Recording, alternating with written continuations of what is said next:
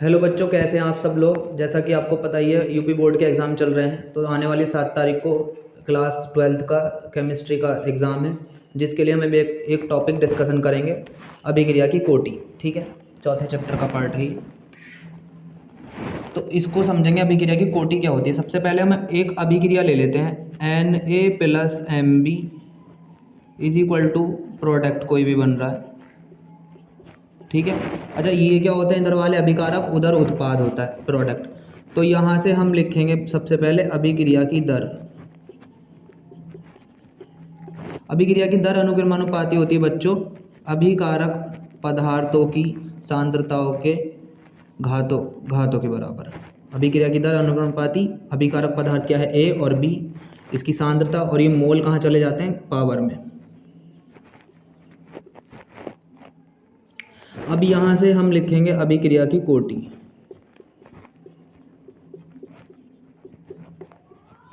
तो अभिक्रिया की कोटि किसके बराबर हो जाएगी, अभिकारक पदार्थों की सांद्रताओं के घातों के योग के बराबर।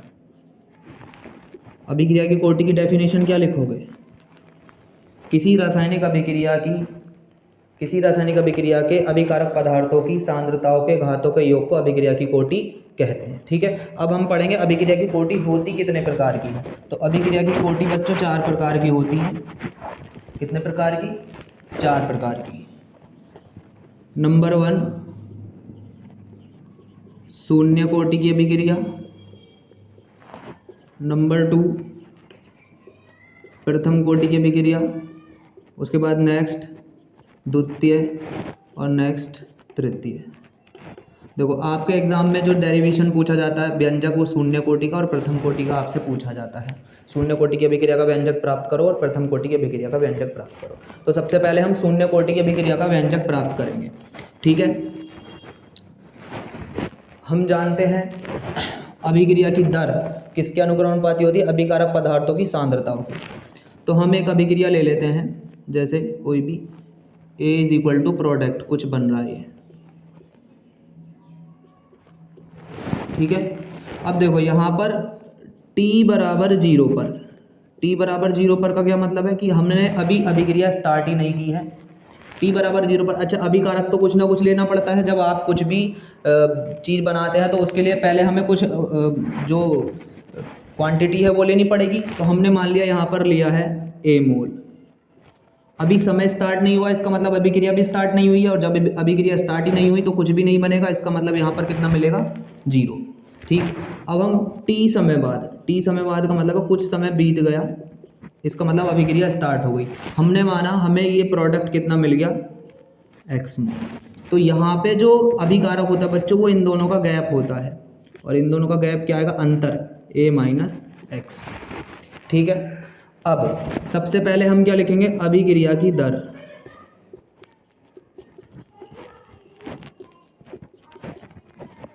अभिक्रिया की दर अनुक्रमानुपाती होगी अभिकारक पदार्थ A की सांद्रता के। ठीक है, फिर उसके बाद हम लिखेंगे यहाँ पर अभिक्रिया की अच्छा अनुक्रमानुपाती होगी, यहाँ पर मोल कुछ नहीं है तो हम कितना लगा लेंगे, 0। ठीक है, अभिक्रिया की दर को बच्चों लिखेंगे dx/dt से। यहाँ पर जब अनुक्रमानुपाती हटेगा तो बराबर लगेगा और साथ में एक कांस्टेंट आएगा। अब बच्चों इस a का मान रखना है हमें। a का मान देखो कितना है यहाँ पर, A-x, और इसकी पावर कितनी है, 0। यहाँ से dx/dt बराबर क्या आ जाएगा, k। किसी की भी घात 0 होती है तो उसकी वैल्यू कितनी आती है, 1। यहाँ से मिल जाएगा dx/dt बराबर k। ठीक है, अब हम यहाँ पर क्रॉस मल्टीप्लाई कर देंगे, यहाँ देख लेंगे आगे। dx बराबर क्या हो जाएगा, k dt। अब इसके बाद हम दोनों पक्षों का करेंगे समाकलन। समाकलन मैथ वाले बच्चे जानते होंगे, बायो वाले थोड़ा सा याद रखेंगे। समाकलन करने पर इंटीग्रेशन, तो समाकलन का साइन ऐसे होता है, ये बराबर समाकलन का साइन और k dt। इंटीग्रेशन उसका होता है जिसके साथ होता है d, बायो वाले याद रखेंगे, मैथ वालों को पता ही है। अब हम बच्चों यहाँ पर इसको तो ऐसे ही लिख लेंगे अभी, के साथ डी नहीं है तो के बाहर आ जाएगा, कांस्टेंट है, अंदर क्या बचेगा डी टी। ठीक है, डी का मतलब है डिफरेंशिएशन अवकलन, और इस वाले साइन का मतलब है समाकलन। तो अवकलन और समाकलन दोनों एक दूसरे के उल्टे माने जाते हैं, इसलिए ये दोनों हट जाएंगे। यहाँ पर क्या बचेगा एक्स केवल, के तो ऐसे ही रहेगा, वैसे ये दोनों हट जाएंगे, इसका क्या बनेगा टी। और जब हम समाकलन कर देते हैं किसी का भी तो उसके साथ एक कांस्टेंट जुड़ता है, हमने मान लिया क्या जुड़ गया यहाँ पर, वो सी। इसी को मान लेंगे हम समीकरण नंबर 1, एक्स बराबर के टी प्लस सी। अब देखो जो हमने यहाँ पर शुरू में मेजरमेंट ली थी उसकी वैल्यू पुट करेंगे। सबसे पहले हमने क्या रखा था, टी बराबर 0, टी बराबर 0। ये टी बराबर 0 पर एक्स का मान कितना है 0, टी बराबर 0 पर एक्स बराबर भी क्या है 0 रखने पर, टी बराबर 0 पर एक्स बराबर 0 इसमें रख देंगे। तो यहाँ पर एक्स है, एक्स की जगह क्या रखोगे, सबसे पहले 0, फिर के गुणा टी की जगह भी क्या रखोगे 0 प्लस सी, ये 0 ऐसे ही रहेगा। किसी की भी गुणा 0 में करते कितना आ जाता है 0 प्लस सी, इसका मतलब सी बराबर क्या आ गया 0। अब हम इस, तो यहाँ से बच्चों सी बराबर 0 आ गया। इस सी का मान कहाँ रखेंगे हम, उठाकर समीकरण 1 में। तो सी का मान समीकरण 1 में रखने पर, सी का मान समीकरण 1 में रखना। ठीक है, समीकरण 1 क्या है पहले उसको लिख लेंगे। समीकरण 1 है एक्स बराबर के टी प्लस सी, सी की जगह क्या रखना है हमें 0, एक्स बराबर के टी प्लस सी की जगह 0। तो यहाँ से क्या निकल कर आएगा एक्स बराबर के टी। अब इस के की वैल्यू निकालेंगे तो के बराबर यहाँ से क्या बन जाएगा एक्स बटे टी। यही है शून्य कोटि की अभिक्रिया के लिए वेग स्थिरांक का व्यंजक। ये के क्या है, जहाँ के वेग स्थिरांक है, इसका मात्रक भी पूछ लेता है कभी कभी, तो इसका मात्रक हो जाएगा मोल प्रति लीटर डैश सेकंड, मोल प्रति लीटर डैश सेकंड। ठीक है, देखो अब इसका आप स्क्रीनशॉट ले लेंगे। मैं थोड़ी देर के लिए साइड में हट जा रहा हूँ, इसका स्क्रीनशॉट ले लो। अब हम पढ़ेंगे बच्चों प्रथम कोटि की अभिक्रिया। अभी शून्य कोटि की अभिक्रिया देखी थी, प्रथम कोटि की अभिक्रिया के लिए व्यंजक प्रथम कोटि। ठीक है, तो देखो वही पहले अभिक्रिया ले लेंगे हम। माना A is equal to product है कोई भी, ठीक है। यहाँ पर हम इसके ले लेते हैं A मोल और T बराबर 0 पर, T बराबर 0 पर ये भी कितना मिलेगा 0 टाइम, T मतलब टाइम। अब कुछ टाइम बाद ये मान लिया हमने x मिल गया हमें, और यहाँ पर क्या लिखना है आपको, इन दोनों का डिफरेंस a माइनस एक्स। ठीक है, अब फिर से अभिक्रिया की दर, प्रथम कोटि की अभिक्रिया की दर।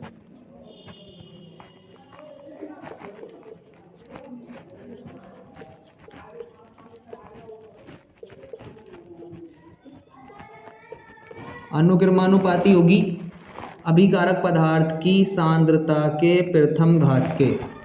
शून्य कोटि की अभिक्रिया की दर शून्य घात के और प्रथम कोटि की अभिक्रिया की दर प्रथम घात के। ठीक है, यहाँ से प्रथम कोटि की अभिक्रिया की दर को किससे लिखेंगे हम, अब दर मतलब रेट, dx ओवर dt बराबर, ये हटेगा प्रोपोर्शनल का साइन तो एक कांस्टेंट लगेगा k, प्रोपोर्शनल मतलब अनुक्रमानुपाती, और इस a की वैल्यू रख देंगे। a की वैल्यू क्या आएगी, आइए t समय बाद a माइनस एक्स, और इसकी घात कितनी है एक। अब देखो ये जो a माइनस एक्स है इसको पहले देखेंगे एक लाइन और, dx बटे dt बराबर के, किसी की भी घात 1 होती है तो उसकी वैल्यू वही निकल के आती है और 0 पे 1 हो जाती है। ठीक है, यहाँ से dx, इसके बटे में किसको ले आएंगे हम, a माइनस एक्स को, और ये जो बटे में था वो चला जाएगा k के पास, तो यहाँ से बनेगा dx बटे a माइनस एक्स बराबर k dt। अब इसका फिर से समाकलन करेंगे, समाकलन करने पर इधर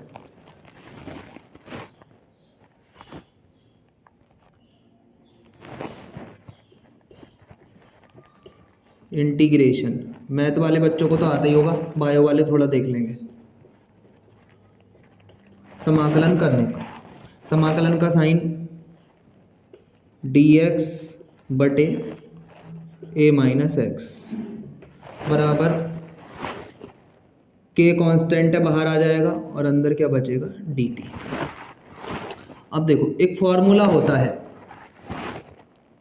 अगर हमें 1/x का समाकलन करना है तो 1/x का समाकलन क्या होता है, log x। वैसे ही यहाँ पर भी a माइनस एक्स कहाँ पर है, बटे में, तो a माइनस एक्स का भी समाकलन क्या हो जाएगा, log ब्रैकेट में a माइनस एक्स। उसके बाद बच्चों a तो कांस्टेंट है, कांस्टेंट का समाकलन क्या होता है, 0। अब क्या बचा यहाँ पर x का समाकलन हो जाएगा 1 और साथ में इसके क्या लगा हुआ है आगे माइनस, तो यहाँ पर गुणा -1 बराबर के ऐसे ही रहेगा। dt का समाकलन कितना हो जाएगा t, और मैंने बताया कांस्टेंट लगा देंगे c। अब इस -1 की जब हम इसमें गुणा करेंगे तो क्या आ जाएगा लौट के, minus log a minus x बराबर के टी प्लस सी। इसको मान लेंगे इक्वेशन नंबर फर्स्ट। ठीक है, अब फिर से हम यहाँ पर वैल्यू पुट करेंगे, पहले t बराबर 0 पर, t बराबर 0 पर x की वैल्यू कितनी है, 0। t बराबर 0 पर x बराबर 0 रखने पर समीकरण 1 में रख देंगे, जहाँ पर t है वहाँ भी 0 और जहाँ x है वहाँ भी 0, तो minus log a minus x की जगह कितना लिख दूँ, 0 बराबर k गुणा 0 plus C. Minus log a में से 0 जाएगा, a ही बचेगा, यहाँ पर k की 0 में गुणा करेंगे 0 आ जाएगा और साथ में क्या बचेगा c, मतलब c बराबर कितना आ गया, माइनस log a। इस c की वैल्यू कहाँ पर रखेंगे, इक्वेशन नंबर फर्स्ट में। c का मान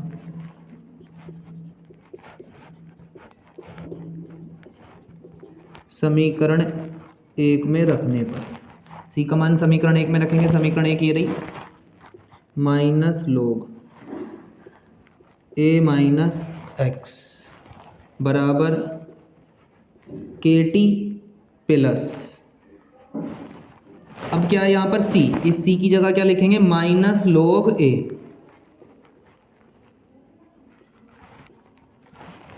आगे देख लेंगे इधर,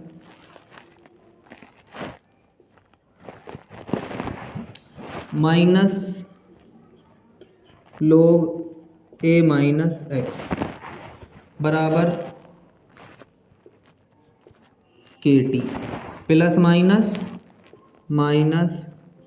log a। ठीक है, अब ये माइनस का इसको इधर ले आएंगे तो प्लस का हो जाएगा, minus log a minus x, ये माइनस का इधर आके प्लस का, और बराबर में क्या बचेगा, के टी। ठीक है, इसको पलट के लिख लेंगे आप, के टी बराबर प्लस वाले को पहले और माइनस वाले को बाद में। यहाँ से हम k की वैल्यू निकालेंगे, k बराबर, अब ये t गुणा में बच्चों कहाँ पर जाएगा, बटे में, 1/t और साथ में log a minus log a minus x. यहाँ तक आप स्क्रीनशॉट ले लो। अब इसके आगे का देखेंगे बच्चों, इसके आगे का इधर देख लेंगे, वहाँ तक मैं दोबारा लिख दे रहा हूँ इसको, k बराबर क्या है, 1/t log a minus x. यहाँ पर बच्चों फॉर्मूला लग जाएगा एक, log m minus log n, math वाले बच्चों को पता होगा, log m minus log n। तो देखो फॉर्मूले होते हैं, यहाँ इधर बॉक्स में देख लेंगे, log m minus log n बराबर होता है log m बटे n, मतलब जब माइनस होगा तो ये दोनों बटे में हो जाएंगे, ऐसे याद रखेंगे। और अगर दोनों में प्लस होगा तो ये गुणा में हो जाएंगे, log m गुणा n, ऐसे होगा। जब माइनस होगा तो बटे में आ जाएगा और प्लस होगा तो गुणा में, ठीक है। वही फार्मूला यहाँ पर लगाएंगे, k बराबर 1/t log m minus log n, तो क्या बनेगा ये, log m की जगह क्या है a और n की जगह a माइनस x, ठीक है। यहाँ तक। इसके आगे देखो ये बेस e था सब में, बेस ई को जब बेस 10 में चेंज करेंगे तो यहाँ पर हम अपने पास से एक नंबर लिखेंगे 2.303 बटे T log base 10 a/a minus x. और यही है प्रथम कोटि की अभिक्रिया के लिए वेग स्थिरांक का व्यंजक, ठीक है। अब इसका भी मात्रक पूछ लेता है, प्रथम कोटि की अभिक्रिया के लिए वेग स्थिरांक का मात्रक, तो इसका मात्रक होता है प्रति सेकंड या सेकंड इनवर्स, ऑप्शन में आ सकता है प्रति सेकंड या सेकंड इनवर्स, ठीक है। इसका आप स्क्रीनशॉट ले लो, यहाँ तक, वहाँ तक तो नोट कर लिया होगा, यहाँ तक, यहाँ से। अब हमने अभी तक शून्य कोटि की अभिक्रिया पढ़ ली, प्रथम कोटि की। अब उसके बाद आती है बच्चों द्वितीय कोटि की। ये ज़्यादा मोस्ट नहीं है लेकिन फिर भी देख लेंगे। द्वितीय कोटि और एक इसी में तृतीय कोटि।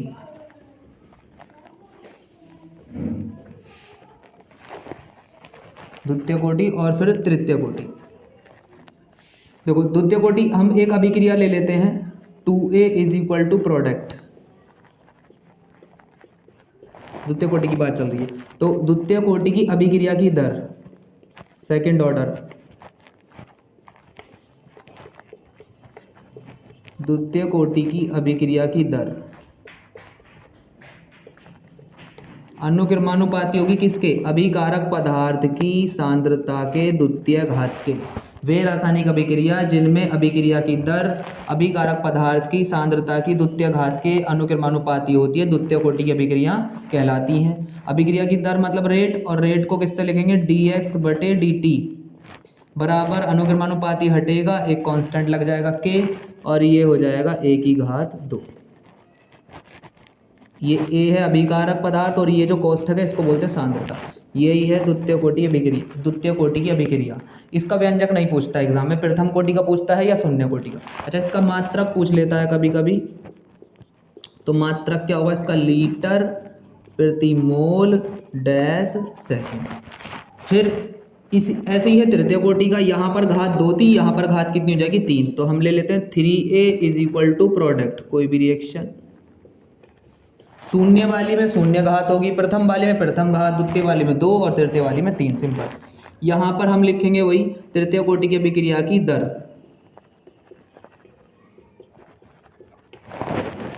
अभिक्रिया की दर अनुक्रमानुपाती होगी अभिकारक पदार्थ की सांद्रता के तृतीय घात के। अभिक्रिया की दर को किससे लिखेंगे, dx/dt बराबर k, और यह आ जाएगा a⁻3, सॉरी इसको घात 3 को ऊपर लिखेंगे भाई, मोल, सांद्रता की घात में जाते हैं मोल। इसका भी मात्रक पूछ लेता है, तो इसका मात्रक होता है लीटर स्क्वायर प्रति मोल स्क्वायर और डैश सेकंड, ठीक है। ये बच्चों आपके 4 टॉपिक हो गए, शून्य कोटि की अभिक्रिया, प्रथम कोटि की अभिक्रिया, द्वितीय और तृतीय। अब हम पढ़ेंगे बच्चों इस चैप्टर का लास्ट टॉपिक, अर्धायुकाल। अर्धायुकाल,